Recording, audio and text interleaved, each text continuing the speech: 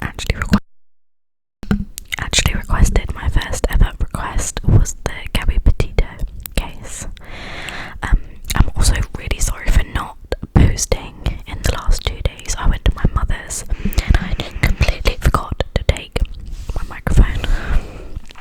So I've got my notes written on it. This is a really, really interesting case. I know everyone was hooked on it from like the minute that it started. I'm just gonna turn off my baby's monitor in case he starts crying. Okay, so I'm just gonna jump straight into it. In August 2021, 22-year-old Gabrielle Verona Petito was killed by her fiancé, Brian Christopher Laundrie, while they were travelling together on a van life journey across the United States. Their trip was supposed to last for 4 months and begin on the 2nd of July 2021, but Gabby Petito disappeared on the 27th of August. After Petito's disappearance, Brian raised suspicion when he drove back to Wyoming and back to his parents' Florida home, and he refused to discuss her whereabouts. He was deemed a person of interest, and an arrest was issued on the charges of him making withdrawals using her debit card.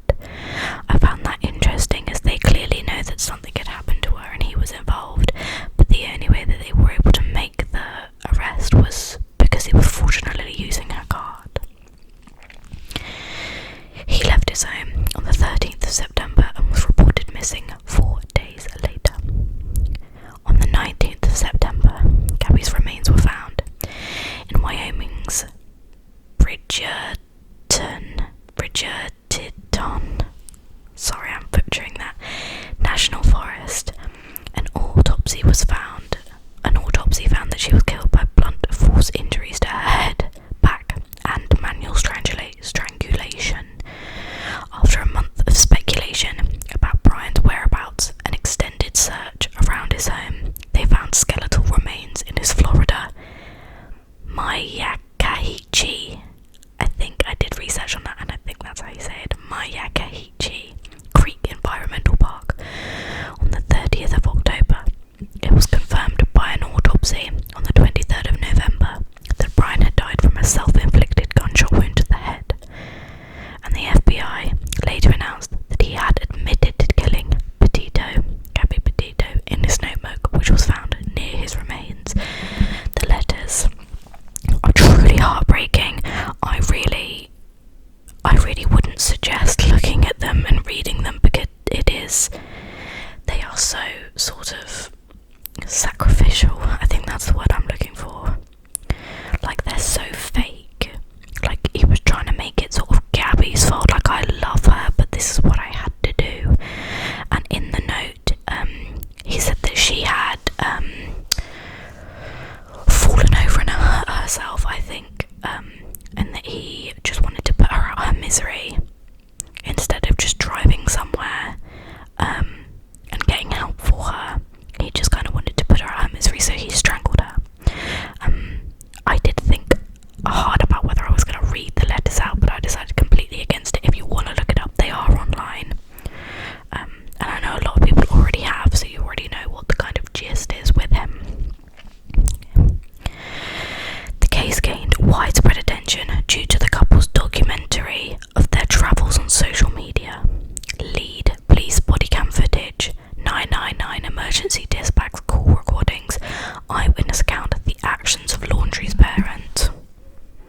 They are awful in this scenario. I really don't want to give them the not backing. I don't even want to give them the sort of attention that they are clearly craving, and I do touch on it vaguely a bit at the end, but they're just awful. They're like my parents-in-law. They just think the sun shines out their sons and that he can do no wrong, and I just, no thanks. They're awful people.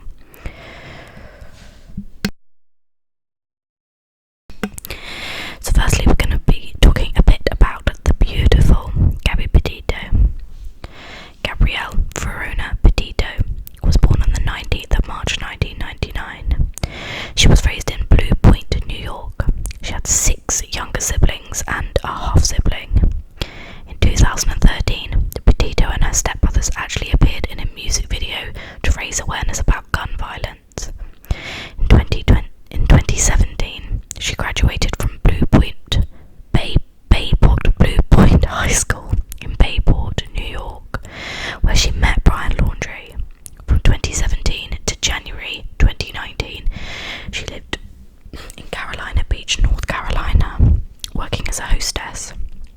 She applied to Cape Fear Community College, but she did not attend. It's unknown whether she got in or not.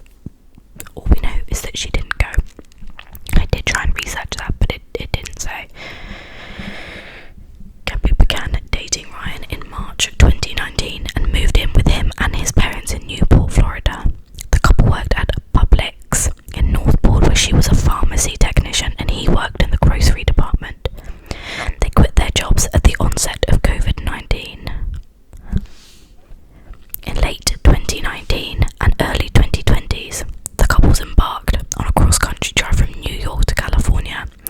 Along the way, they visited Las Vegas, Yosemite National Park, Pismo Beach, and other points of interest.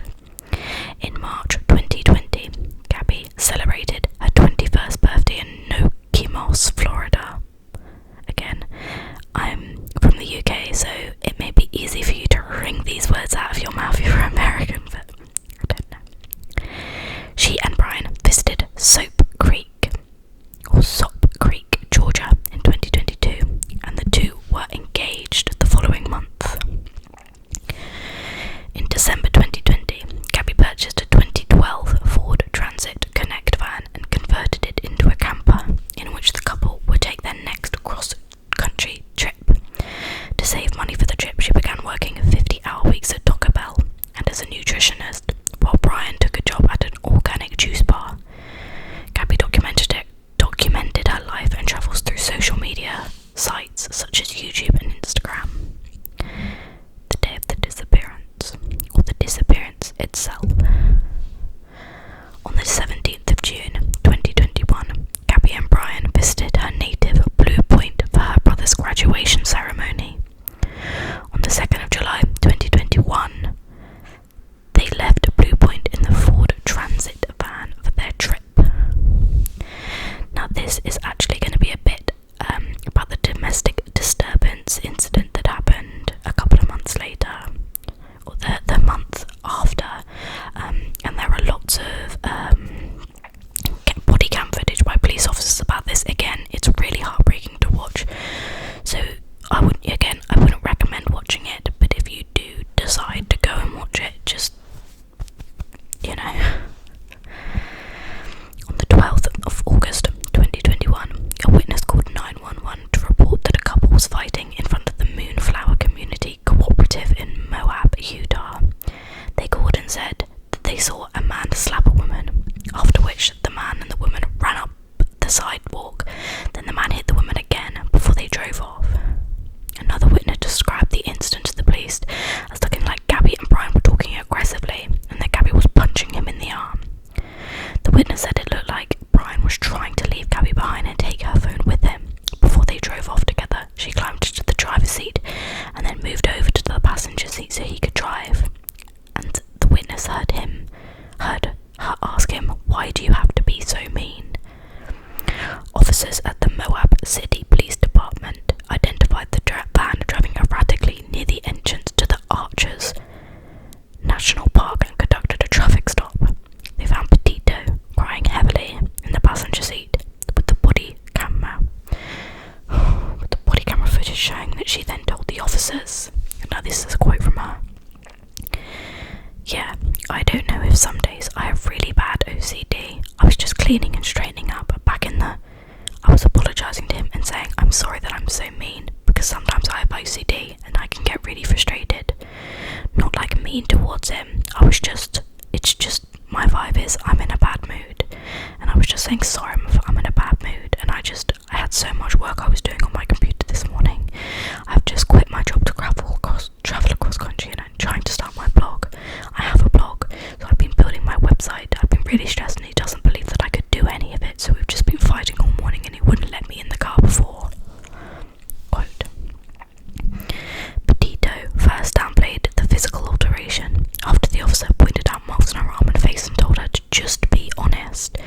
She said the laundry kept telling her to shut up and grabbed her face, which caused an injury.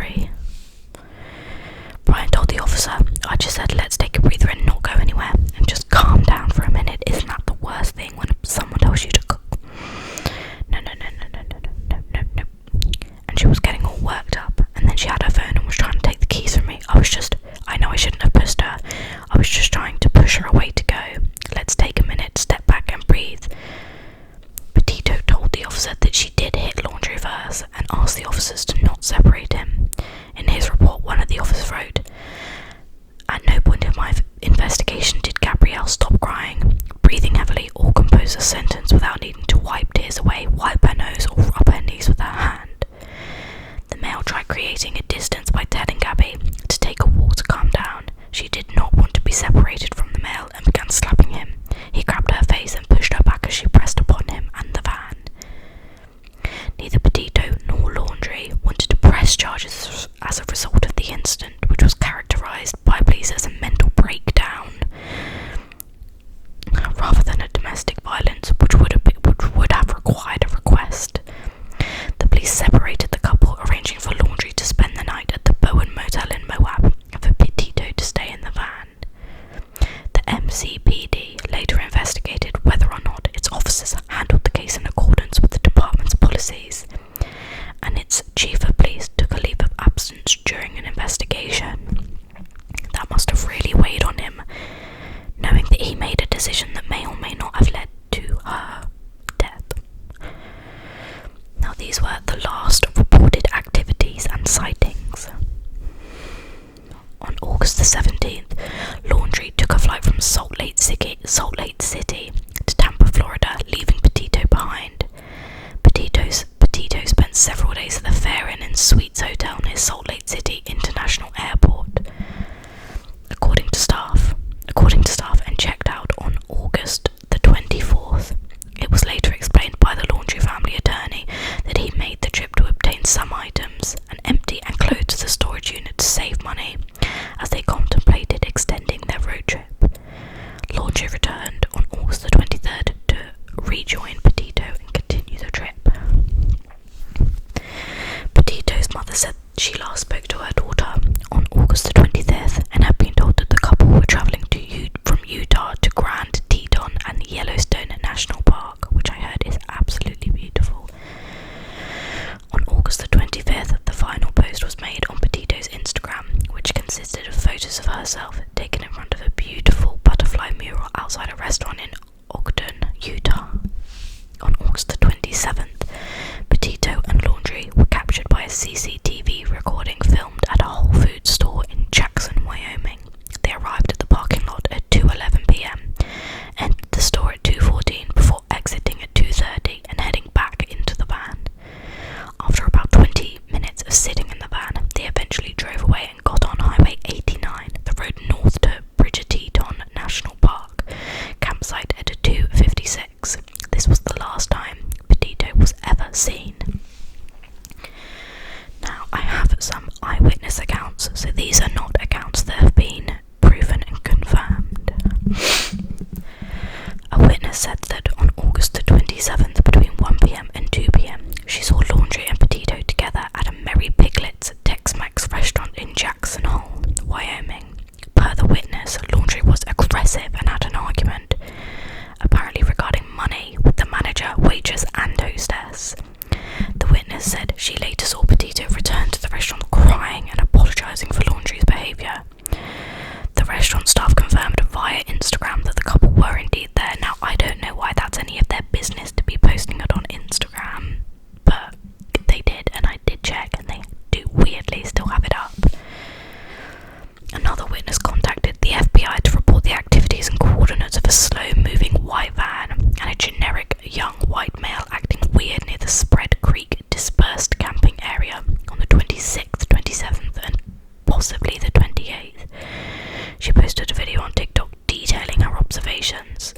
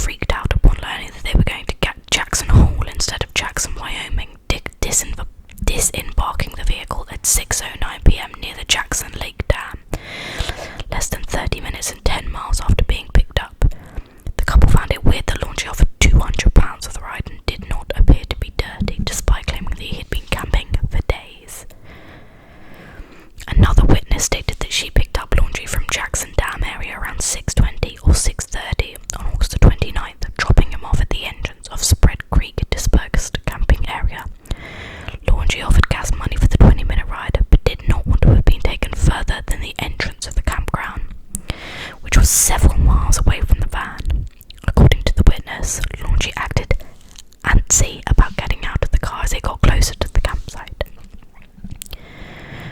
On August the 27th, a text from Petito's phone was sent to her mother, which read, "Can you help Stan? I keep getting voicemails and missed calls." The message raised concern for Petito's mother, who said that Stan was Petito's grandfather and that she never referred to him by his first name. The last message, sent on August 30th, simply said, "No service in Yosemite." Her mother expressed uncertainty about who was actually sending these text messages. So eerie. On August the 29th, Laundrie called his mother, and as their conversation was brought in the end, his tone completely changed. After that, Laundrie's father contacted him back, and Laundrie told him that Gabby's gone and that he may need a lawyer. On September the 1st, Laundrie returned home, alone to his parents' Northport home in the Ford Transit Connect. On September the 6th and 7th, he and his parents went camping at the Ford DeSoto Park in Pinellas County. This is when it gets frustrating. On September the 11th, after not hearing from Petito since late August, Petito's mother filed a missing persons report. 4 days later, Laundrie was named as a person of interest. His parents hired a lawyer and, based on his advice, remained silent and refused to talk to anyone about the case. Police surveilled the Laundrie home and saw him leave on the 13th of September. 2 days later, they saw his car return. Police believed the person who entered and exited the home was Laundrie. The following day, Northport Police Chief Todd Garrison told reporters, "All I'm going to say is that we know where Brian Laundrie is at." On September the 17th, Laundrie was reported missing by his parents, who claimed not to have seen him since September the 13th, which was the day they saw him enter back into the house. It was at this time that police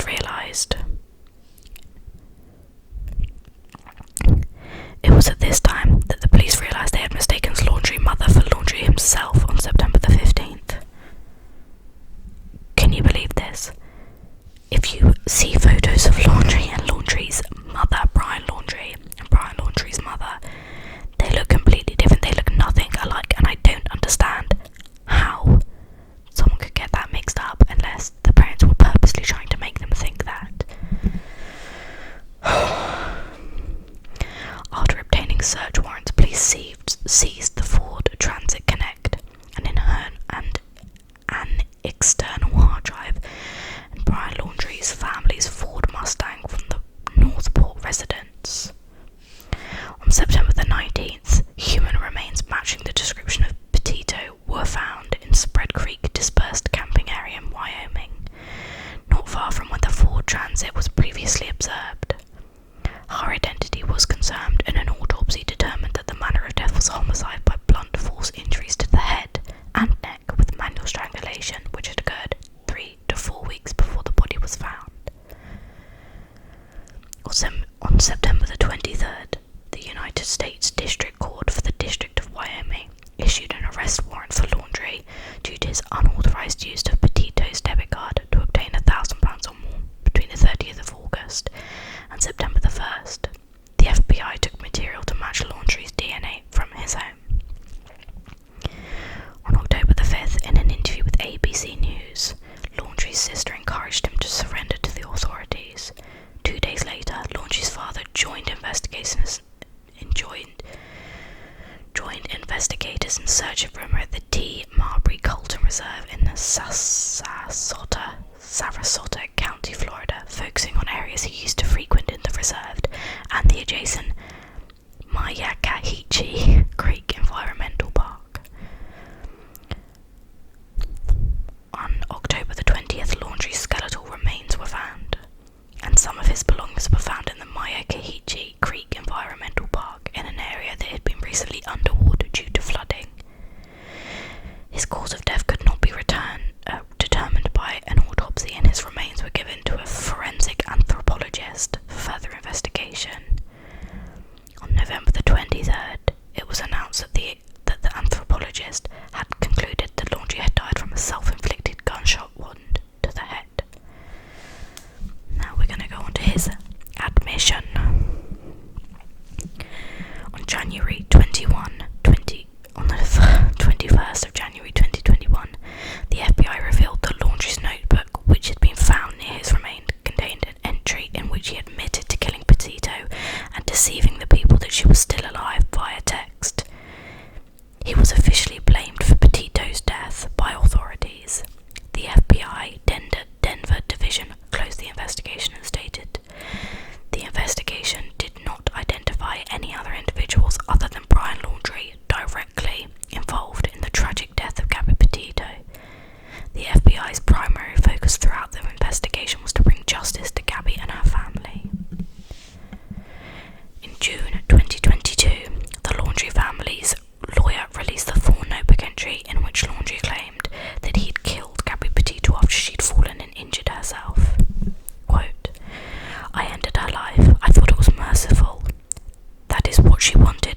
I'm seeing my mistakes I made.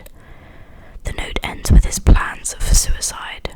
I'm ending my life, not because of fear of punishment, but rather because I can't stand to live another day without her. Eye roll.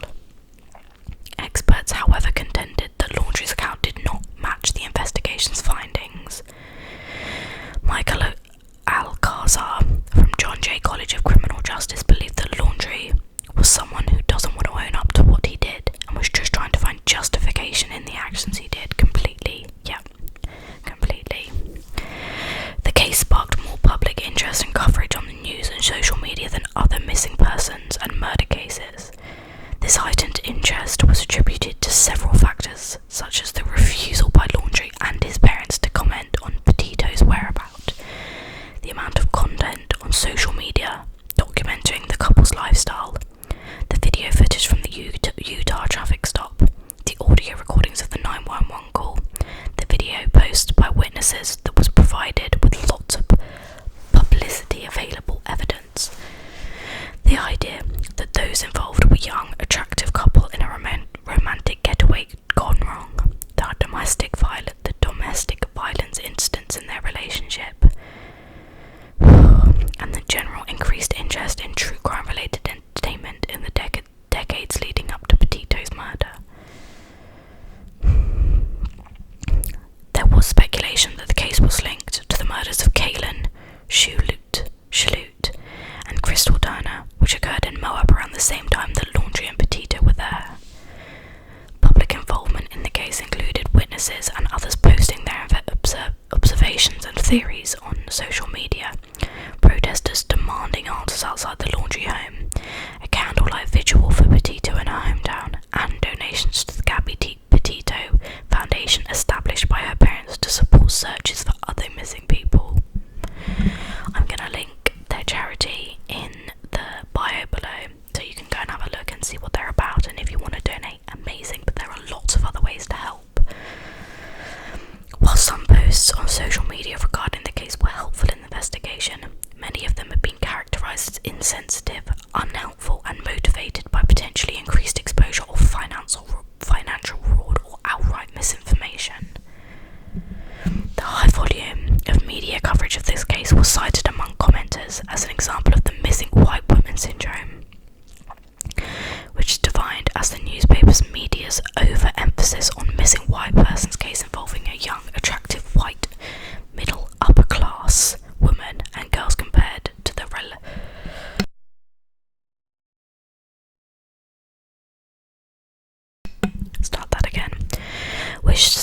which is defined as the news media's overemphasis on missing white person's case involving young, attractive, white, upper class women or girls compared to the relative lack of attention towards people who go missing or do not fit that description. In comparing Petito's case to others, several outlets noted the relative lack of media attention towards the approximate 710 indigenous people who were reported missing in or near the same location from 2011 to 2020. Now, this is the final section, which is about the lawsuits that happened.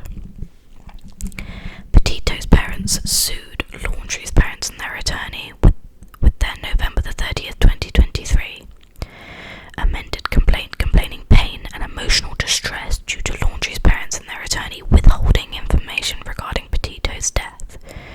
A Florida judge previously allowed the suit to proceed. Oh my god, what is wrong with my words today? I'm so sorry. On November the 17th, 2022, in a lawsuit for wrongful death brought against the Laundrie's estate by Petito's estate, her estate was awarded £3 million, the recovery of which was doubtful. In 2020, Petito's parents filed a £50 million lawsuit against the Moab Police Department. The complaint, which was amended in 2023 to include allegations that Officer Eric Platt admitted that he was aware Laundrie was a threat but decided to ignore the law, and the department did not abide by its own lethality assessment protocol. The case is very heavy and it is super sad. Domestic abuse is not something that people should just ignore, so her parents had every right to go ahead to the Moab sue them, because it was clear what that was. They were clearly not good for each other. And it's so sad what happened to her. She was a beautiful, beautiful girl, who had her life snubbed out by just a man that just didn't understand ever what he was doing wrong. Yeah, and that's the case. His parents are just awful people. I didn't even really want to put in the paragraph about them at all, to be honest, but it's a crucial part of the case to discuss, because that is one of the main reasons why this case became so big. So yeah, that is the case of Gabby Petito. And if you want me to do more American cases, I'm always up for requests, and hopefully next time my mouth will help me a bit more. I'm still not quite used to